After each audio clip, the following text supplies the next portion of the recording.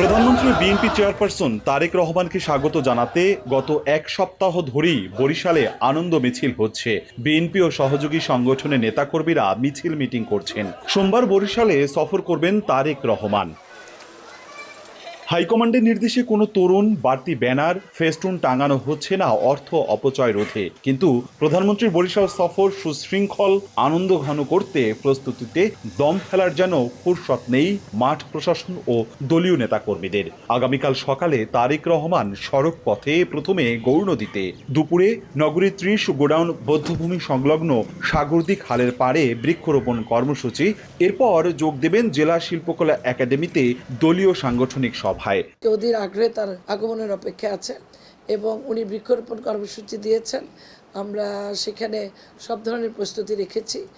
ভোগান্তি ভুলে চলে আসুন রিগালে, ওয়ারেন্টি সহ স্টাইলিশ কালেকশন নিয়ে রেডি রিগাল ফার্নিচার। চলতি বছরের ৪ ফেব্রুয়ারি বরিশালে নির্বাচনী জনসভায় এ অঞ্চলের উন্নয়নের যে আশ্বাস দিয়েছিলেন, এবার সরকার প্রধান হিসেবে সেগুলোর বাস্তবায়নের দিকেই তাকিয়ে আছেন বরিশালবাসী। নেতাকর্মীরা বলছেন বিভিন্ন মেগা প্রকল্পের ঘোষণা আসতে পারে প্রধানমন্ত্রীর পক্ষ থেকে।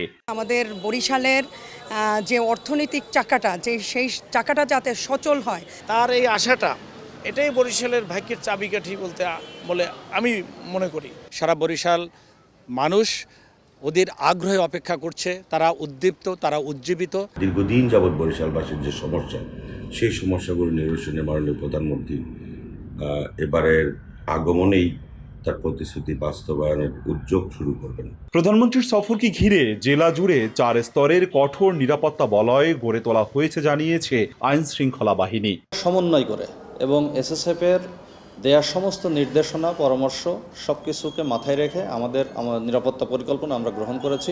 সরকার প্রধানের দায়িত্ব নিয়ে তারেক রহমান দেশ জুড়ে কর্মসূচির অংশ হিসেবে বরিশালে ৪১০ কিলোমিটার খাল খননের উদ্যোগ নেয় পানি উন্নয়ন বোর্ড। খননকৃত খালে এখন স্বাভাবিক পানির স্রোত এসেছে, আর এসব খালের ২টি স্পটে বৃক্ষরোপণ করে মানুষের মাঝে ব্যাপক সচেতনতা ছড়িয়ে দিতে চাইছেন খোদ প্রধানমন্ত্রী নিজেই। বাবার দেখানো পথেই টেকনাফ থেকে তেঁতুলিয়া, উত্তর থেকে দক্ষিণে প্রধানমন্ত্রী তারেক রহমান ছুটে বেড়াচ্ছেন দিন রাত। আগামীকাল বরিশালের এই জায়গাটাতেই আসবেন প্রধানমন্ত্রী তারেক রহমান, পরিদর্শন করবেন এখানকার খাল খনন সহ বিভিন্ন কর্মকাণ্ড।